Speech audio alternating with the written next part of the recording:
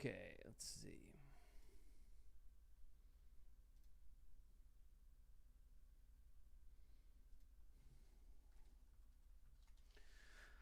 Okay, hello everybody. Welcome on in. So just kind of getting my bearings. I had a student asking me some questions during office hours, so I had a little less time than usual to get prepared here. But we were talking last time, I believe we left off last time talking about polynomials, right? And then you've got this discussion coming up, so just make sure you come in here, leave some kind of a comment in here about the, this topic, right? Sort of just have a communication about that. It's an easy 10 points. It's easier than a homework assignment. Just come in there, make some kind of comment about it like you've done previously, okay? So the chapter we're getting into now, and we can go nice and slow with this. Let's see, when's this stuff due? I'm trying to remember. November 30th. Yeah, so we got some time. We've got basically most of the month before this stuff is actually due. So you have some time to get comfortable with this stuff. So we'll take our time. We'll go slow. Yeah, we don't have to rush at all. This is one of the more important topics from the course. Like, there's some really important stuff. Factoring for many of you is going to be the most important topic in this class. It depends where you're going. Those of you who are going to end up taking statistics, you don't need factoring so much. Those of you who are going more STEM route, science, math, technology, calculus, trigonometry, any of that kind of stuff, you're going to need the factoring, and you're going to have to be good with it. If you're in this class, I'm also assuming you have to take Math 3 to satisfy the same requirement that this is satisfying, and you're going to have to factor in there. In fact, you're going to relearn factoring, but you'll do harder problems, okay? So factoring is pretty important.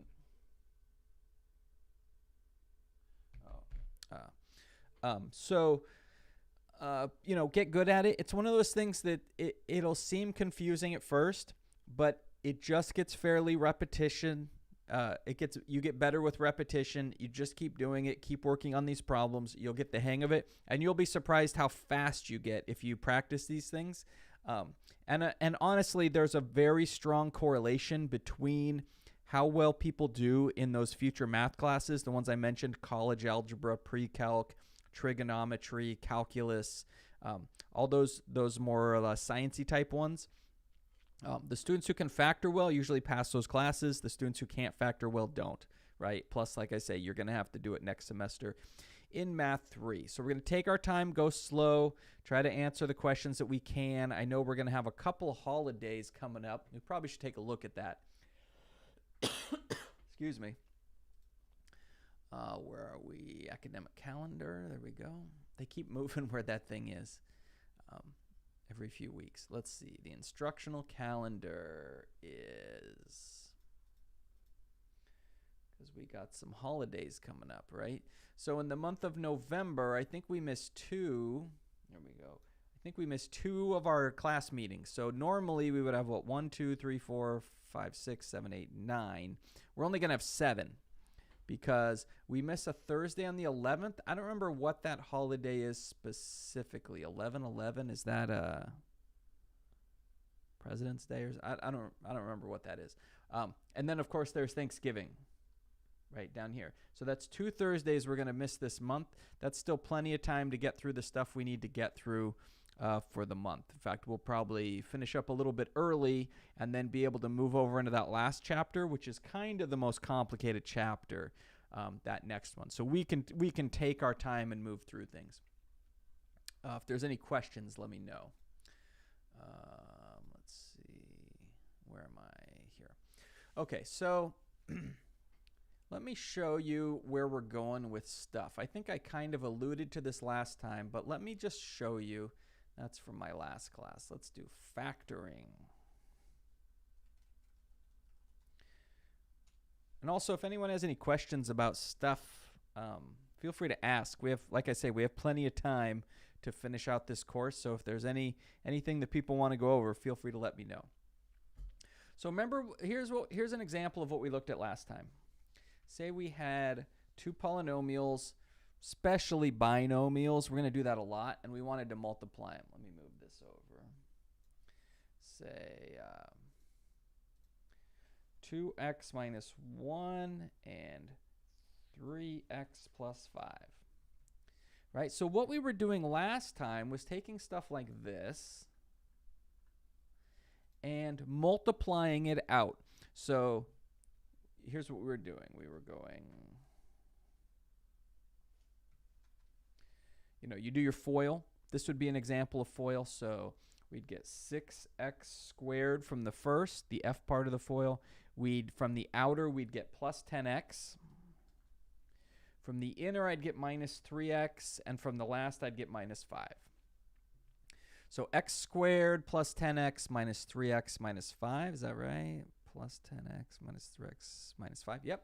And so then what we would do is we would simplify that as much as possible, and we would get the trinomial 6x squared plus 7x minus 5.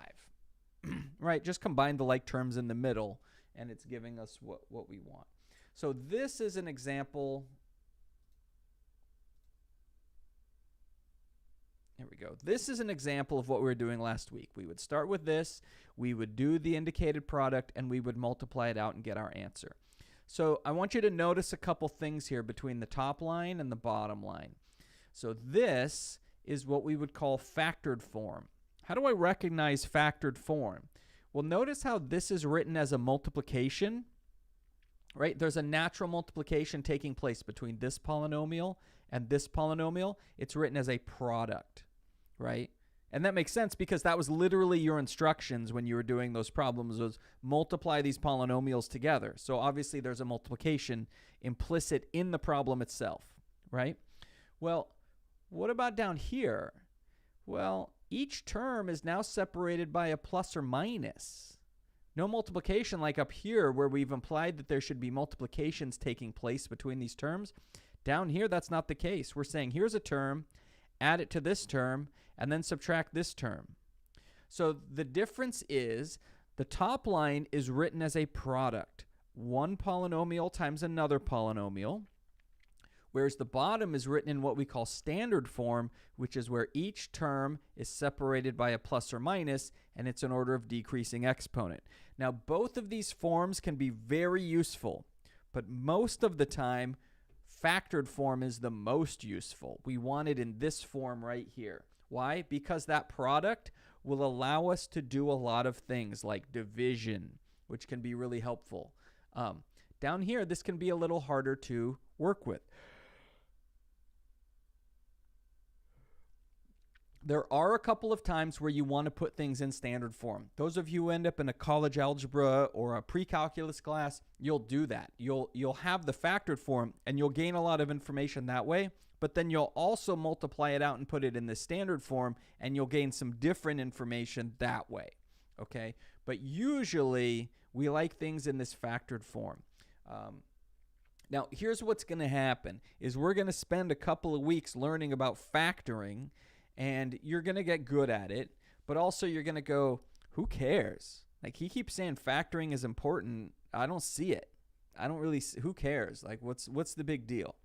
And the answer is that, yes, we teach you factoring right now before you understand what to use it for, but then we immediately start giving you things that you use factoring for.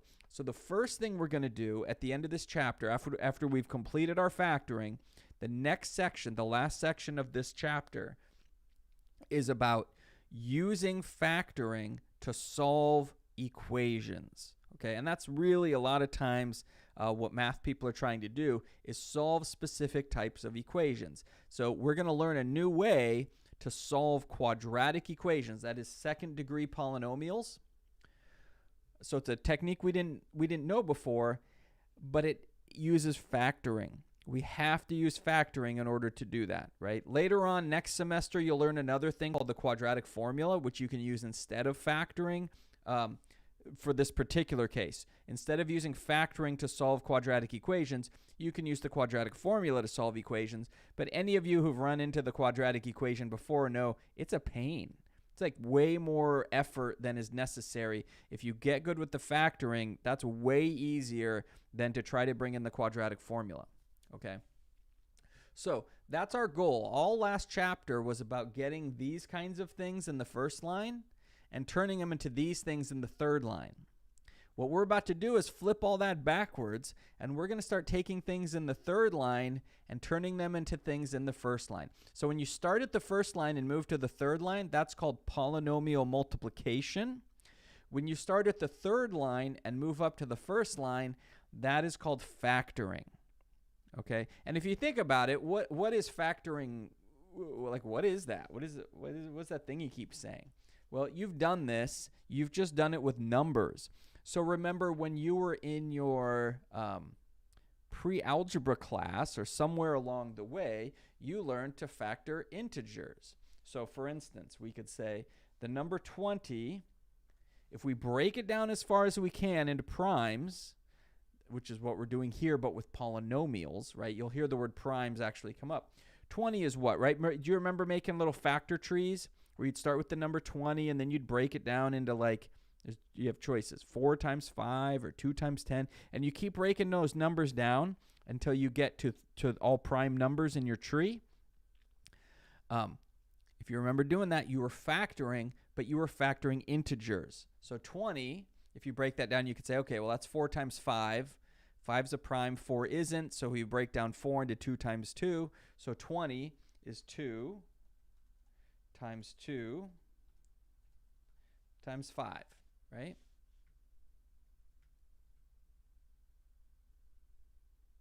See, we broke it down into its prime factors. So we took a number and we now wrote it as a product of primes. That's literally what we're doing here. But you're taking a polynomial and you're breaking it down into prime factors. And you go, what, the primes? There's primes in these things? Yeah. And you're going to find problems where the answer is prime, right? So I don't put those on tests or anything. But what you should realize is, remember how there were numbers that we can't break down? Like 17, you can't break it down any smaller than 17. You go, well, what about 17 times 1? Well, that's not any smaller than 17, right? Whereas 20, we break it down into smaller numbers. It's the same thing here. We're taking a polynomial and we're breaking it down into the smallest products that we can come up with, but there will be polynomials that are prime, which means you cannot factor them. So a lot of times I run across this where a student will be like working on a problem and they're working on a problem and they're like, I just can't find the right combination. I can't get this one to work out. And we look at it and it's because it was prime, right? Which means it cannot be factored. So be aware of that, because some students frustrate themselves quite a bit trying to factor things that are not factorable. So make sure that you remember not everything is factorable. Okay. So like I said, at the end of this chapter, we'll learn to use factoring to solve equations. And then boom, next chapter, we're going to use factoring for a completely different purpose, right? And it's just algebra is just full of areas where you need to factor in order to move ahead in a problem. So while I get for the next couple weeks, it may not seem like factoring is all that important, it's actually hugely important, right? Possibly the most, between that and graphing lines, it's probably the most important thing you do in the course. Okay. Okay, so let's get rid of this one here. Now, when we do the factoring direction, so that's starting at the bottom and moving to the top, right? The polynomial multiplication was pretty straightforward. In fact, if you want to, it's just intrinsically easier to multiply than it is to factor, right? And that's not just like from a subjective perspective. It's literally like scientifically measurably easier, because when you multiply, you're just following an algorithm. Take this times this, then this times this, this times this, this times this, add those all together. You can program a computer program pretty easily to multiply polynomials. It's much, much more difficult to try to write a computer program to factor polynomials. That takes a lot more work. And a lot of our like cybersecurity and stuff we have like that is actually based on this fact that it's easy to multiply, it's harder to factor. So like when you go on a website and you put your credit card in there and you're pretty sure that no one's stealing your No one's in the middle. They call it like man in the middle attacks, or someone's stealing your credit card information and then trying to charge your card. The reason that that built-in encryption in the browsers is it's literally doing this. Each side has a giant number that they multiply together, because multiplication's easy for a computer. Factoring, very, very difficult. So by the time someone could sort of factor and crack, the encryption on your browser, you're done and you've moved on to something else, right? So just be aware, factoring's trickier. And it makes sense, right? When you're multiplying, you have all the information you need. I multiply this times this, I multiply this times this. When you're factoring, look at the end and try to figure out where these numbers come from, right? I see a 6, a 7, a -5. Where did a 2 and a 3 come from? Where did this 1 come from? How about the 5? Why is it a minus here and a plus here? Like, there's a lot of things that you have to figure out that are not obvious. Whereas once you understand the procedure for multiplying polynomials, everything's in front of you. You just have to follow the steps. Every term in this polynomial gets multiplied by every term in this polynomial. Factoring's trickier, okay? So we're going to go through and we're going to learn, I don't know, I haven't counted them, 6, 7, 8, somewhere around in there, different ways to factor problems, right? And you might go, well, why do I need so many different ways? Well, for the most part, the different factoring techniques are for different types of problems. So we're going to have certain problems where you have to use a formula to factor. We're going to have certain problems where you have to use factor by grouping. Sometimes you're going to have a choice. There's going to be certain problems that some of you might factor one way, and then the rest of you factor a different way. You all get the same right answer, and that's fine. So sometimes you get to choose. Sometimes you're like, oh, I'm stuck with this one, and you got to factor it that way. It's just how it works. Okay. Right. So what we're starting with first is what's called the greatest common factor.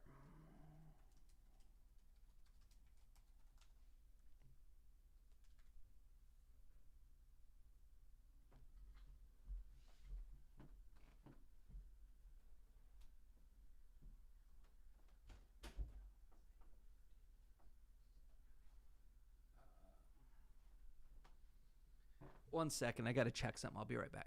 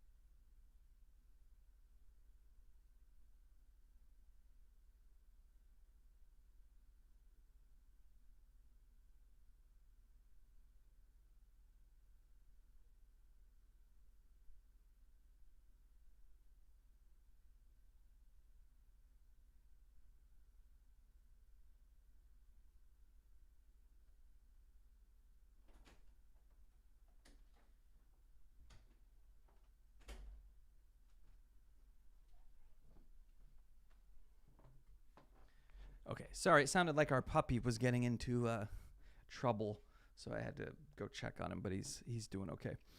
So where was I? Okay, greatest common factor. So this is the thing that you always look for. Whenever you go to a factoring problem, the first thing you should always check is there a greatest common factor that I can factor out? And there's two reasons why. If there is a greatest common factor that you can factor out, then the remaining work of factoring that you have to do will be easier if you do. That's one case, is that it makes the rest of the problem easier for you to figure out. The second case is there's going to be certain problems that are impossible to do until you factor out the greatest common factor. Okay, so either one of those cases is a pretty good justification for factoring out the greatest common factor. Either it makes it easy, or it's just impossible if you don't, right? So we want to kind of make sure we're doing that. Now, there's going to be a few sections in the middle where there just usually isn't a greatest common factor. Greatest common factor, and then at the end of the chapter, it's going to start popping up again, and you're going to have to remember, oh, that's right, I'm supposed to take out the greatest common factor. So if you just kind of get in the habit of it, then it's going to be a little bit easier. Okay. Now, what does greatest common factor mean? Now, usually in math, especially in algebra courses, we try to name the thing what it is, right? It's not like we call this, we don't name a lot of these things after people. They're named after what the thing is. So greatest common factor, what does that mean? Well, a factor is something that you multiply by something else to get something, right? We saw that earlier where we're breaking it down into its factors. So this is a factor, 2x minus 1. This is a factor, 3x plus 5, right? They divide evenly into this polynomial because when you multiply them together, that's what you get. All right, so they're factors. Common. In mathematics, when we say something is in common, it's not like it's not like these games where you have like rarity of items is like common and epic and legendary and that kind of stuff. When we say common, we mean like you share that thing. So in other words, like imagine two people and you say, oh, do these two people have anything in common? What you're asking is, do they have a characteristic that they share? That's the usage of the word common that we mean in mathematics. It means that you both have this shared attribute. Okay, so common factor, that means a shared factor. That means there's the things involved have the same factor. Okay, we're getting somewhere. Common factor. The greatest common factor. So what does that mean? You can have stuff that has more than one factor in common. In other words, it has more than one common factor, but we want the greatest one. That means the biggest, right? So the biggest of all the factors that are shared by all the things we're talking about. For example, let's look at one. Let's say I've got the problem 12x to the fourth minus 6x cubed minus 9x.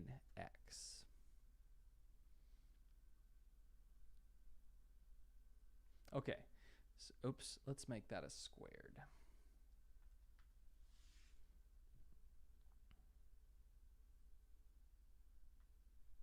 Okay, so here's our polynomial, 12x to the fourth minus 6x cubed minus 9x squared.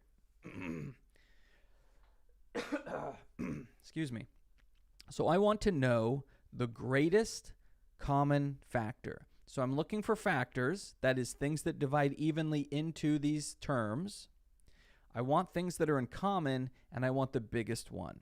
Well, the good news about these is we can break the terms down into their individual components and just take them bit by bit. In other words, we can just look at the coefficients first and just consider the coefficients. Then we can go back and look at the variable x and consider that. And if there's another variable like y, then after you take care of the x's, go back and consider the variable y. Then with z's, go back and consider the z's. So some students start panicking when they see a bunch of polynomial terms that have like 3 variables in them. There's like x, y's, and z's. Don't. Just consider them one at a time, right? You don't have to do the whole thing at once in your head. Just sort of break it down into pieces. So what do I mean by that? Well, I've got the numbers 12, -6, and -9. So what is the biggest number that evenly divides 12, -6, and -9? And the answer is 3. 3 divides all 3 of those numbers. Okay, so we know that 3 is going to be a part of our greatest common factor. Okay, now that we've done that, now we go back to the variable. In this case, the only variable is x. So I go, okay, how many x's can I pull out from each term? How many x's do they all have in common? Well, this first one has 4 x's. This one has 3. And this one has 2. So how many are in common to all of them? 2, right? Each of these terms has 2 x's in it. Some of them have more, but they all have at least 2, which means that's the one that's in common. And we can't go any higher because if we go up to x cubed, oh, this term doesn't have an x cubed in it. So we went too big. That's too great. So it's not a common factor anymore. So 3x squared is what we can take out from each of these terms. So now what you're going to do is you're going to divide it out from each of those terms. Think of this as like the reverse distributive property. Remember distributive property where you'd be multiplying things inside the parentheses? You're just doing it opposite. You're dividing them out of the parentheses is what we're going to do now. So if I divide 12x to the 4th by 3x squared, I'm going to get 4x squared.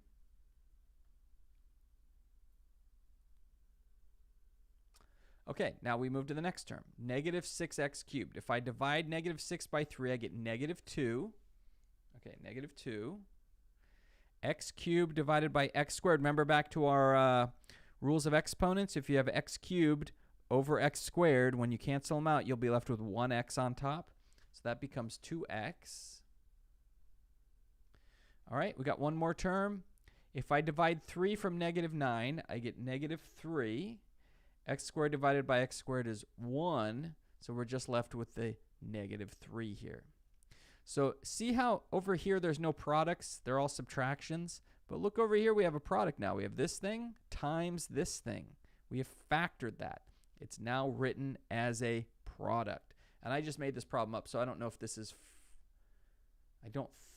maybe. I haven't played with it, but I don't know if this is factorable further, but we're not dealing with that right now. Right now, we're just taking out the greatest common factor. You're dividing it out.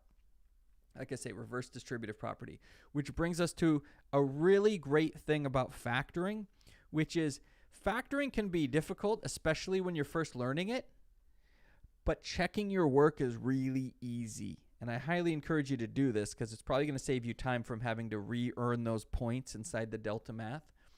All you have to do to check your factoring is multiply this back out, and if you get what you started with, then you're good. You got it right. All right, so notice if I multiply this back in, I get what? I get 12x to the 4th minus 6x cubed minus 9x squared. Yep, that's what we started with, so that must be the right answer. Okay, so that's all you're doing with factor by grouping. You're looking for the biggest term that exists in, the biggest factor that exists inside of each term, and then you're dividing that thing out. Let's do one like this because this one confuses people sometimes, but it's a basic thing you got to look out for. So let's see. Let's make this like,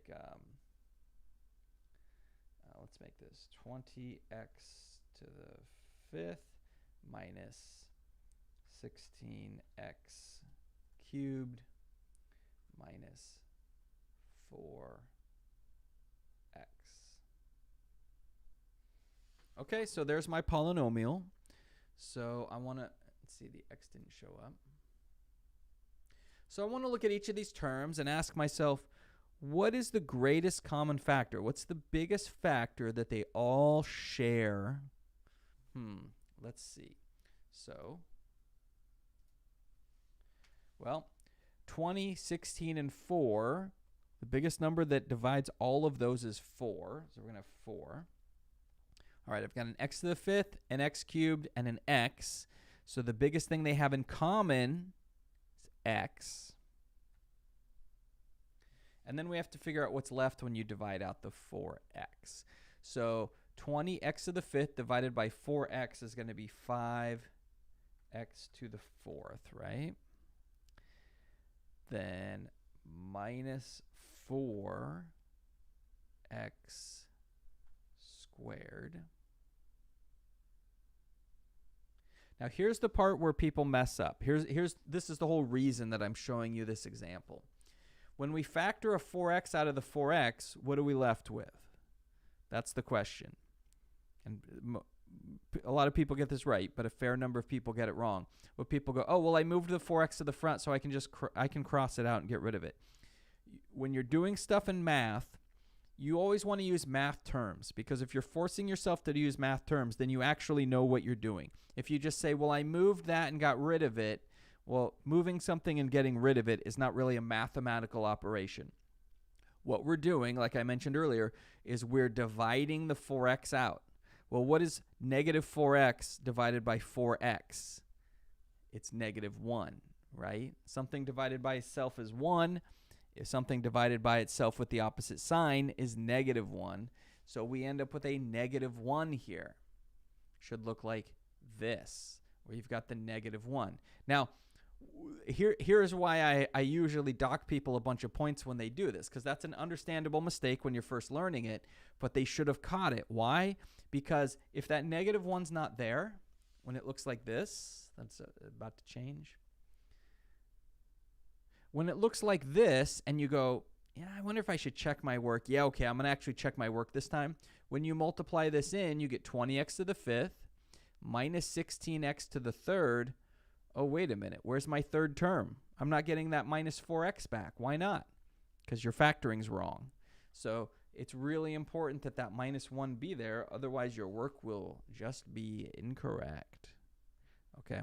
So watch out for that. Hopefully that makes sense to you. Always think about when you're factoring, what you're really doing is dividing. And if you can keep that straight, you're probably going to be okay. Let me get my book out here.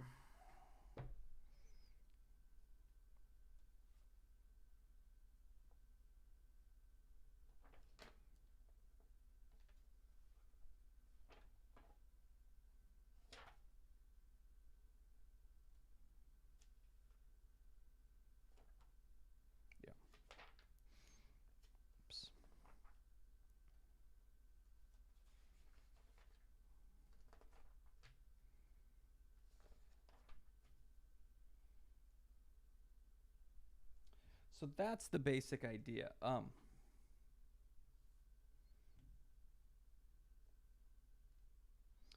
me show you a thing that also happens regularly. If there's any questions, go ahead and ask.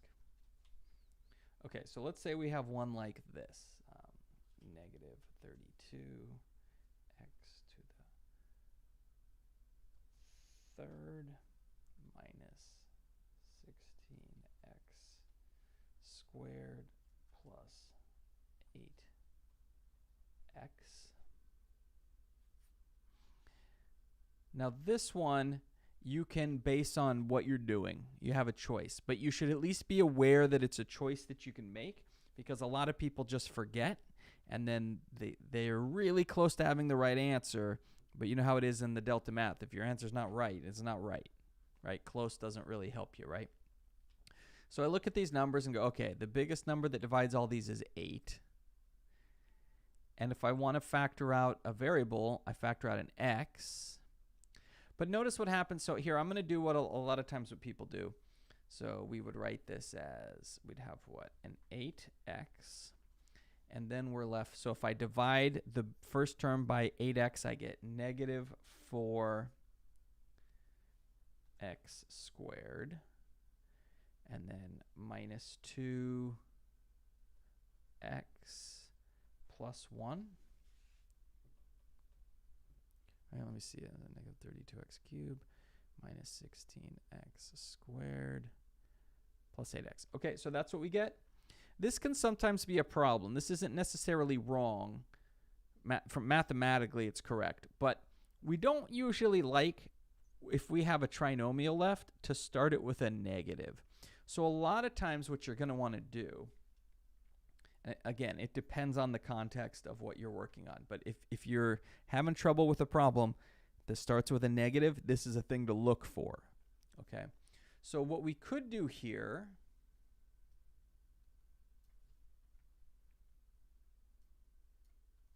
is, instead of factoring out an 8x, what if I factor out a negative 8x? Then watch what happens to our polynomial. Well, the signs change. So negative 32 divided by negative 8 becomes a positive 4x squared. Negative 16 divided by negative 8 becomes a positive 2x. And then we would end up with a what? Minus 1, because 8x divided by negative 8x gives us a minus 1. See how now this trinomial term starts with a positive? Sometimes that's to your advantage, because what's going to happen is sometimes you're going to have to factor this further, and it's a lot harder to factor this one up here with the negative in front than this one down here. So just keep in mind, if you're getting a greatest common factor problem wrong, think, should I be factoring out this negative that's in front? And usually the answer is yes. We usually want it to if it starts with a negative, we probably want to factor that negative out. Okay? And again, as always, factoring super easy to check your work. It can be hard to find a specific factoring, easy to check. You just multiply everything back in. Okay? So that's how that one's done. You can have greatest common factors that are binomials. And this one really freaks people out. Oops, looks like the Zoom meeting ended, but no one's in there anyways. Everyone's on the YouTube stream. So for instance, like what am I talking about? I'm talking about the following. Let's say we've got something like this, because this one just panics people. Like some certain people, their brain just sort of freezes up when they see this. What if I have 2x times x minus 5 plus 7 times x minus 5?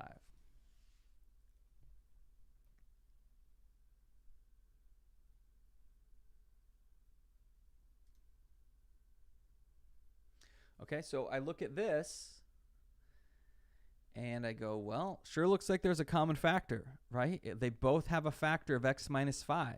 So I can factor that x minus 5 out to the front. Go ahead. Like people go, yeah, but it's a binomial. So what? That doesn't make any difference. Who cares if it's a binomial? It's a distinction without a difference, right? Where it is a binomial factor, which makes it a factor. Is it a factor? Yes. Is it a common factor? Yes. Is it the greatest common factor? Yes. Then factor it out, right? Don't overthink this step. So you get x minus 5. Now, what's left when I divide out the x minus 5? Well, when I divide out x minus 5, that leaves me with a 2x. Okay, so I get a 2x. Over here, when I divide out the x minus 5, that leaves me with a 7. And now we have it in, as soon as it shows up, now we have it in factored form. Okay, so don't overthink the binomial common factor. It's just a common factor. Okay. One question I'll get, which is a very reasonable question, is someone will raise their hand and say, well, when I did it, I got this answer. Is this okay that this is what I got and you got this other thing? These two lines right here, they're kind of a little bit different. They are the same. So the homework will accept this answer for both, for this, and so will this. Both of these will be acceptable.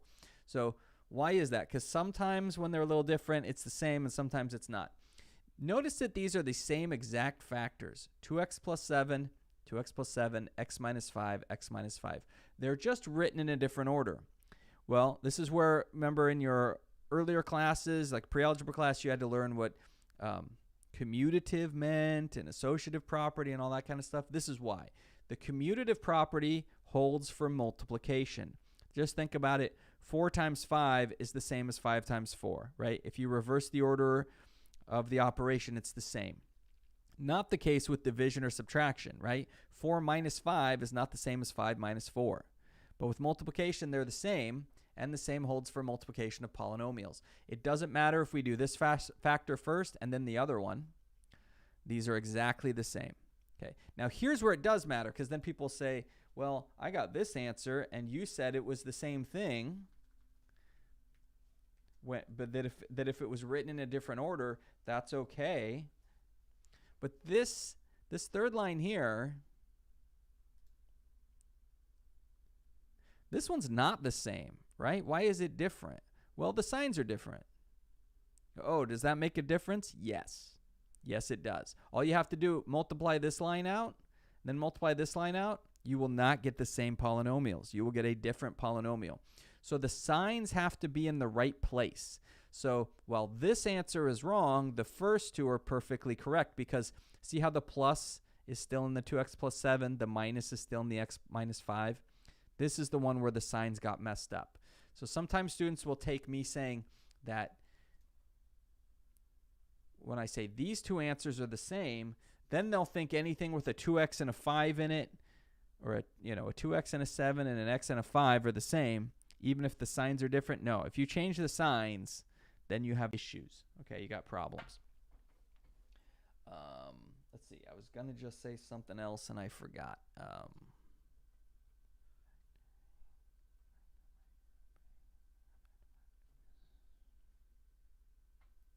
Forgot what I was going to mention there.